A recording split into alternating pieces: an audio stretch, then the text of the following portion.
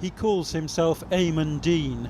For 8 years he worked for MI6 as a double agent, mostly inside Al-Qaeda. And now one of the West's most important spies has broken cover to tell his story. If you spend 8 years undercover, at some point basically you will start to feel the effects, especially if you suppress that spy inside you basically, and you suppress your emotions and your real feelings all the time, and you pretend to be someone who you aren't. In 1996, Ayman Dean underwent Al-Qaeda training in Afghanistan. The teenager from Bahrain had already fought as a jihadi in Bosnia. Now he swore an oath of allegiance to Osama bin Laden, believing he was defending Muslims from Christian crusades. And even now there's a hint of admiration for what was then the world's most wanted terrorist, responsible for killing thousands. Did he impress you? You write that he was tall, he was softly spoken. Absolutely. Someone who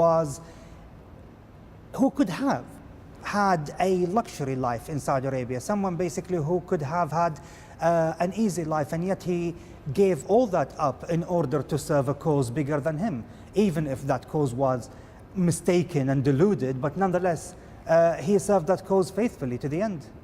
Did you think of him a bit like Dumbledore or some kindly headmaster? I would say a kindly headmaster, most likely. But he was more than that to many of my comrades also. I mean, he was the epitome of what jihad was at the time. Al-Qaeda's bombings of US embassies in Kenya and Tanzania left hundreds dead and Ayman Dean outraged by the carnage. A major disaster is occurring in New York City this morning. Then 3 years later, September the 11th, almost 3,000 people killed, and Dean had known one of the hijackers. By now, though, he'd moved to London, using the need for medical treatment as cover to become a British spy. Your job was to carry radios and phones into Afghanistan that enclosed MI6 bugging devices. Was that it? Well, more than that. My job basically was to report on locations of camps, the new training methods, the individuals coming in and out, and also at the same time keeping up with Al-Qaeda's WMD program at the time. Well, if you were doing all that, why did an attack like September the 11th happen? If you wanted to stop 9/11, you have to have at least 12 spies inside Al-Qaeda, and each one inside one of the different departments. Only then you could have stopped it. And how many British spies were there in Al-Qaeda? I don't know, to be honest, basically, but I would be surprised if there are more than 2 or 3. And you were one of them? Yes. What was your biggest intelligence coup, as far as you're concerned, in terms of what you managed to prevent? Well, there were several. I mean, there was a plot to attack the New York subway with chemical weapons, a chemical device that was invented during my time, actually, in that specialist lab in Afghanistan. And I was reporting on it regularly to the UK Secret Services. From the UK, Dean still travelled to Asia and the Gulf to meet terrorists, posing as a salesman for Kashmiri honey. He never visited MI6 headquarters. Before any meeting, he'd call his handlers from a series of phone boxes to be given a rendezvous and to allow spotters from MI5 to check he wasn't being followed. So you helped prevent these plots, but MI6 only paid you £18,000 a year. Sounds like a bargain. Well, it was a bargain for them, yes, but I wasn't in it for the money. When you finished, when it was too dangerous, did MI6 give you a good send-off? Well, it was a good send-off. In that particular secret location where they trained their agents, they brought the devices I used at the time, laptops and in a computer, and they used them as target practice with their pistols, basically. So, in order to destroy all the evidence there. So that was the MI6 send-off, to use your equipment as target practice? Indeed. What did that tell you about MI6?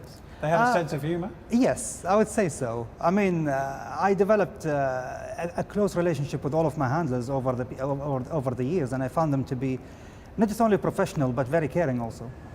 His spying career ended in 2006 during a boat ride on holiday in Paris. He was told the Americans had leaked details of his identity to a journalist. MI6 ordered him back to London.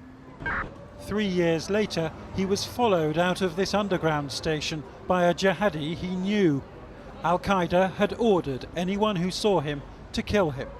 When he saw me there, his eyes filled first with shock and then with anger. I can tell basically he was behind me. Then basically I walked out of the station and into a pharmacy.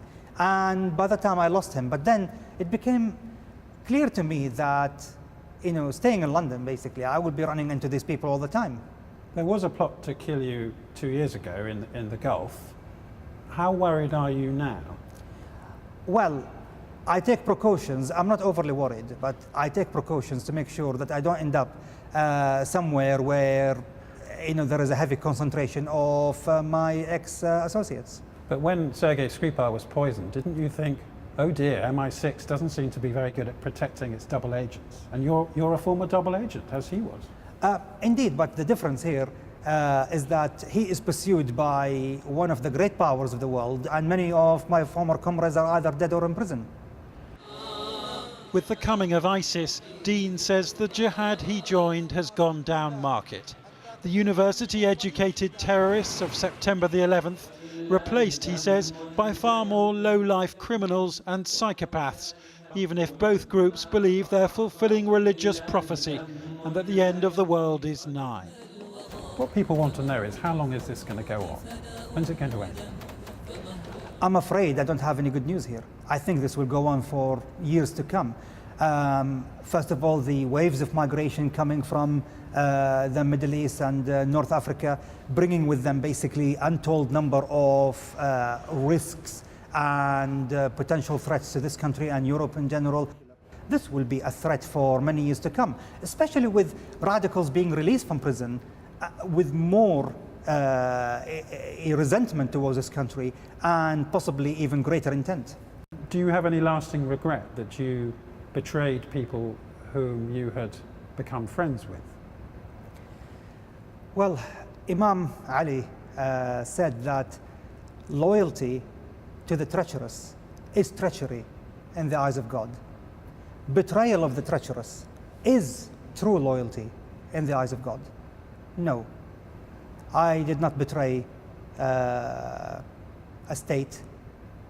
I betrayed a bunch of criminals, as simple as that. MI6 never discloses or discusses the identity of its agents, which it regards as the true heroes of its murky world. Eamon Dean lives quietly somewhere in the British Isles, his codename Lawrence, as in Lawrence of Arabia, an identity he left behind over a decade ago.